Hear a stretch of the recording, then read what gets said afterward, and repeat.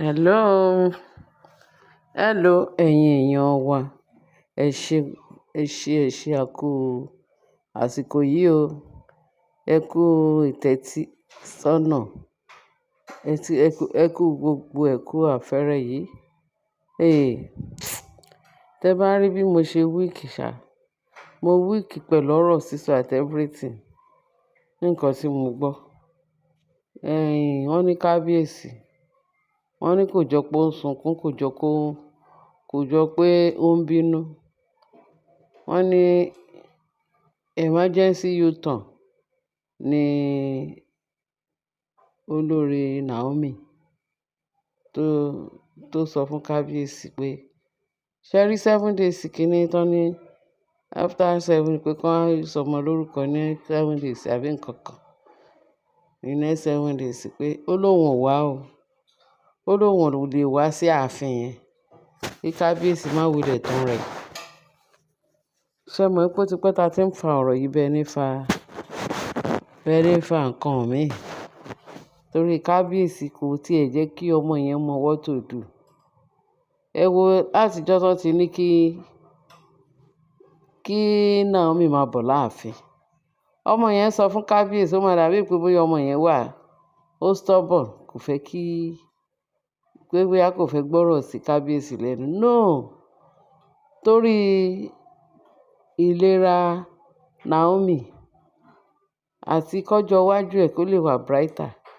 Ó ní Naomi ń sáré ẹ̀ o.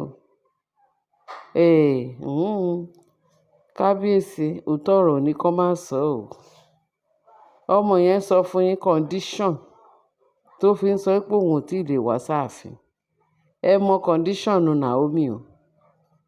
Ẹ dẹ̀ sọ fún Naomi gẹ́gẹ́ bí ó ṣe sọ pé òun fẹ́ ṣe. Ẹ dá lóhùn. Ó ti dá yín lóhùn, ó ti sọ gbogbo ẹ̀. Ó ti ṣe gbogbo ẹ̀ fún yín bẹ́ẹ̀ tẹ́yìn lè dá lóhùn. Tọ́mọ yẹn bá ń sọ pé òun ò wá sáàfin, ẹ má blame ẹ o. Torí ẹ̀yin náà ń rí gbogbo nǹkan tó ń lọ, tó ń ṣẹlẹ̀ o. Wọ́n ní iná ń jó lórí òkè. Wọ́n ní kẹ́ sáré. Ẹ dẹ̀ wá sọ pé kó má sáré o. Pé kò sí iná bì kan. Iná tó dẹ̀ ń fojú rí pé iná ń jó. Ẹ dẹ̀ ní kó wọ abẹ́ ẹ̀ kó lọ sùn. No! Èèyàn gbọdọ̀ fi iná sórí òrùlé sùn these days. Ayé ti dùn ju gbogbo, ó dùn ju ìyà lọ o ní gbogbo nǹkan tẹ́ ń fi ojú ọmọ yẹn rí. Kábíyèsí, ẹ má jà bá yín jà o. Kábíyèsí, àwọn olólùfẹ́ Naomi, ẹ má jẹ́ kán bá yín jà o. Ẹ má fi ẹ̀mí Naomi, ẹ má fi wéwu o. Lóòótọ́ wọ́n ní fọlọ́runṣọ́. Bẹ́ẹ̀ ni Ọlọ́run ń ṣọ́ wa. Ẹ̀sìn fọlọ́runṣọ́ tó sọ pé torí pé Ọlọ́run ń ṣọ́ òun, àwa lọ fokùn ọ̀gẹ̀dẹ̀, á lóun fẹ́ fi gùn pẹ́. No, no, no, no, no, no, no, no. Ìyẹn ò lè wáyé, kò dẹ̀ lè possible. Àrùn ojú leléyìí o. Àrùn ojú leléyìí o. Gbogbo wa la nífẹ̀ẹ́ kábíyèsí o. Gbogbo wa la nífẹ̀ẹ́ Naomi o.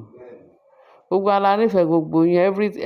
Everything about kábíyèsí, gbogbo wa la nífẹ̀ẹ́ o.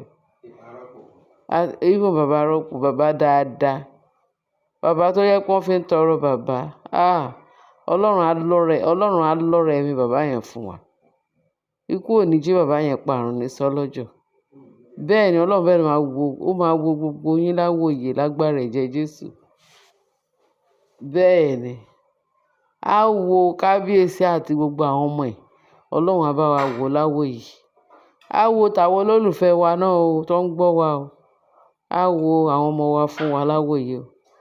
A ní ṣubú dànù. A ní sá kolobá lórí àwọn ọmọ wa. Lágbára ẹ̀jẹ̀ Jésù, àánú Ọlọ́run á wà pẹ̀lú gbogbo wa o. Àtẹ̀mí náà tí mò ń sọ tẹ́ ń gbọ́ mi yìí. A ní ṣubú dànù. Oore ọ̀fẹ́ Ọlọ́run ajẹ́njẹ́ tó wọ́n máa bá wa gbé títí láyé o. A ní rí ìṣòro láyé wa o. Kábíyèsí, ẹ̀yin ni mò ń bá wí o dádì wa. Bá ṣe nífẹ̀ẹ́ yín. A sọ pé aláàánú jùlọ lẹ̀yin lọ́lọ́run dá yín. Ọlọ́run dẹ̀ máa ro yín lágbára, á fún yín ní ọ̀nà àbáyọ. ọmọ yẹn lòun ò lè bá àwọn olórí yẹn gbé torí kò sólórí nínú ààfin nígbà tẹ́ fẹ́ ọmọ yẹn, tẹ́ fẹ́ Queen Naomi.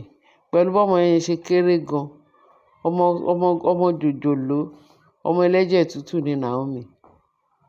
Pẹ̀lú oh God, oh God. Ó yẹ kẹ́yìn gan kẹ́ fi gbogbo ìwà Naomi kẹ́ fi tọ́ Naomi, kẹ́ fi torí ẹ̀ kẹ́ fi dá láre. Ọmọ yẹn ò lápọ̀n kó lè sọ̀rọ̀ ẹnu ẹ̀ tán torí ẹ̀ ní gbogbo àgbáyé ló nífẹ̀ẹ́. Kábíyèsí, ẹ ṣe nǹkan tí Naomi sọ pé òun fẹ́. Ẹ bá yẹn máa bá wọn palẹ̀, ẹ bá palẹ̀ gbogbo àwọn olórí yẹn, àwọn kìnìún àkekè pámọ́lẹ̀. Òun ni wọ́n, àwọn principalities and powers. Àwọn ni wọ́n kún ààfin. Ọmọ yẹn lòun ò lè gbé pẹ̀lú wọn. Kábíyèsí, kí ló dé? Kí ló dé tó fi di pé ẹ ṣàǹfọ̀sọ ọmọ yẹn ṣàǹfọ̀sọ? Ẹ rí gbogbo ìṣòro tọmọ yẹn là kọjá ni. Ẹ ṣàánú wa. Tó bá jẹ́ ọpẹ́lọpẹ́ oore ọ̀fẹ́ Jésù Kristi, Ọlọ́run alágbára, ọba àwọn olúwa àwọn olúwa, ọba ògbéni níjà kẹ́rù òbo níjà. Òun ni o. Òun ló ràn yín lọ́wọ́, tó ràn Naomi lọ́wọ́. Ẹ wo àtìgbà tó ti ń pariwo triplet. A rò pé nǹkan àwàdà ni. A ṣàgbọ́ ní òun ló máa bí triplet. Ẹ wo bó ṣe gbọ́ ríran, wọ́n máa ríran gan o. Ọlọ́run fún wọn rí o. Bí àwọn Kírísítẹ́nì wọn ò gbẹ́yìn. Àwọn ìṣẹ̀ṣe wọn ò gbẹ́yìn. Àṣé nǹkan tó Ọlọ́run rán wọn náà ń fọ̀ jáde. Àwọn àfáà náà ò gbẹ́yìn. To God be the glory. Kábíyèsí, ẹ jẹ́ ká gbọ́ Ọlọ́run tóbi. Ẹ jẹ́ ká yin Ọlọ́run lógo. Ẹ jẹ́ ká hallelujah rẹpẹtẹ. Kí ló dé? Kí ló dé? Kábíyèsí, ẹ jọ̀ọ́ nítorí Ọlọ́run. Ẹ wá nǹkan ṣe sí ọ̀rọ̀ Naomi. Ọmọ yẹn ti bímọ, ó ti free. To God be the glory. Ẹ bá wa solution. Nǹkan tó bá ń sọ fún yín ni kẹ́ gbọ́ o. Nǹkan tí Naomi bá fẹ́ ni kẹ́ bá fẹ́ o. Kábíyèsí. Ẹ má yẹ kí hypertension lọ pa ọmọ yẹn lójijì. Ẹ jọ̀ọ́ ẹ mọ̀ pé ẹlẹ́jẹ̀ tútù ló ṣẹ̀ṣẹ̀ bímọ. Ìgẹ̀ òun ni kẹ́ ní kí ọmọ yẹn. Tó bá pẹ́ sọ wípé Naomi o, ẹ gbọ́mọ wá kó wá ká sọmọ lórúkọ ní after 7 days kó padà kó máa lọ. Bó jẹ́ ọjọ́ kejì kó máa lọ. Ó yìí dà. Naomi á gbọ́rọ̀ sí i lẹ́nu. Pé bẹ́ẹ̀ tí kó padà wá final kó wá jókòó. Níbo lẹ fi àwọn pámọ́lẹ̀, àwọn àmọ̀tẹ́kùn tó wà láàfin? Ṣé ẹ fẹ́ kán wá pa ọmọ yẹn? Wọ́n sì lè rí pa. Bet a gbọ́dọ̀ ṣọ́ra. A gbọ́dọ̀ ṣọ́ra ká tó fura. Gbogbo àwọn aríran ti sọ lóríṣiríṣi. Ta ló fẹ́ dúró?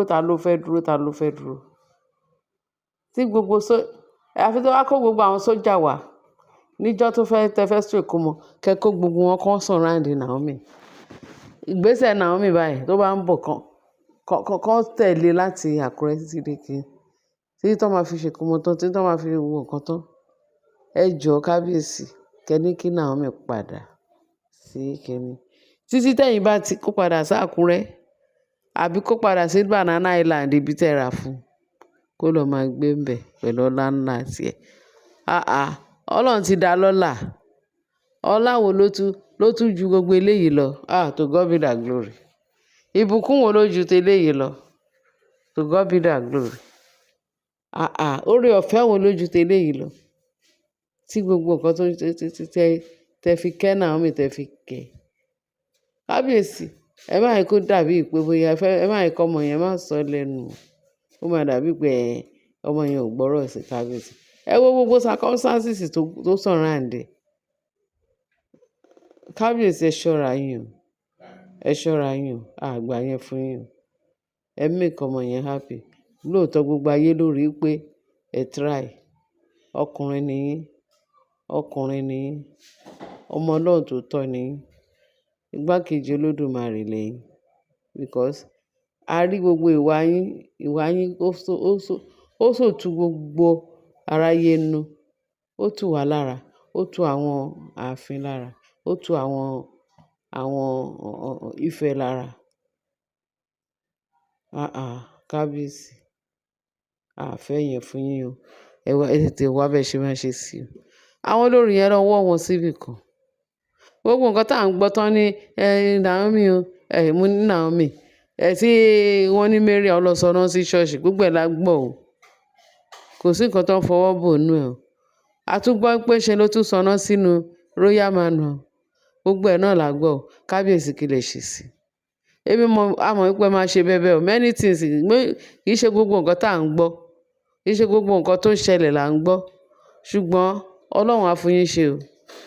Àdúrà wa gbà lórí yín o. Àánú Ọlọ́run á wà pẹ̀lú yín o, kábíyèsí. Ṣé wá nǹkan ṣe sí i? Ọmọ yẹn ti try fún yín. Ọmọ yẹn ti try fún yín. Ó bí odindi ọmọ mẹ́ta lẹ́ẹ̀kan náà. Ọmọ yẹn pé Ọlọ́run ló ṣe o. Ọlọ́run ló ṣe, Ọlọ́run dẹ̀ dùn yín nú, ó dẹ̀ tù yín lára. Àsìkò tọ́mọ náà dé sí àárín ẹ̀yin àti Naomi, ẹ mọ̀ sí rere. Àánú Ọlọ́run á wà pẹ̀lú yín. Ààbò Ọlọ́run á dúró tì yín. Ẹ̀yin àtàwọn ojú òní tì yín o, kábíyèsí. Agbára ẹ̀jẹ̀ Jésù, kẹ́ wá nǹkan ṣe sí i. Ẹ gba nǹkan tí tọ́mọ yín sọ pé òun fẹ́ ṣe, ìyẹn ìyàwó yín. Ọmọ yín náà ni Queen Naomi. Ẹ gba nǹkan tó sọ pé òun fẹ́ ṣe, ẹ ṣe fún un. Ẹ ṣe tẹ́tí sí wa, ẹ̀yin olólùfẹ́ mi. Ẹ̀yin olólùfẹ́ Naomi. Ààbò Ọlọ́run á dájú lórí gbogbo wa. Á dájú lórí kábíyèsí, á dájú lórí Naomi, á dájú lórí àwọn mẹ́ta, á tún dájú lórí Tádéníkáwò àti èmi tí mò ń sọ̀rọ̀ yìí àti gbogbo ìdílé mi, ayọ̀ àti àlàáfíà, àti ẹ̀yin tí tẹ́tú ń gbọ́ wa, àtàwọn ìjòyè àti gbogbo wọn láàfin, everything about kábíyèsí. Bàbá, ààbò Ọlọ́run á dájú lórí yín, àgbà yín á talẹ̀ o. Àgbà yín á dalẹ̀. Bàbá mi, bàbá tó dáa, bàbá tó jẹ́ pé níṣe là ń fi bàbá. Wọ́n ní tí bàbá yẹn bá sọ̀rọ̀ ńgbà mi, bàbá, à ń gbúrò bàbá o. Bàbá wà nù ọlá ńlá ẹ̀, ààbò Ọlọ́run á dájú lórí yín. Ẹ ní kábàámọ̀. Àgbà yín ò ní dààmú. Àwa náà ò ní dààmú bàbá. Ẹ ṣe bá rọ́pò. Bàbá ni yín o. Oore ọ̀fẹ́ Jésù kó máa bá gbogbo wa gbé láti ìsinsìnyí láti títí láéláé. Ẹ̀yin èèyàn mi, ẹ bá mi share, kẹ́ bá wa like, kẹ́ dẹ̀ bá subscribe. Ọlọ́run á dúró tì wa o. Jésù Olúwa wa. Amen. Ẹ ṣé o, daddy wa.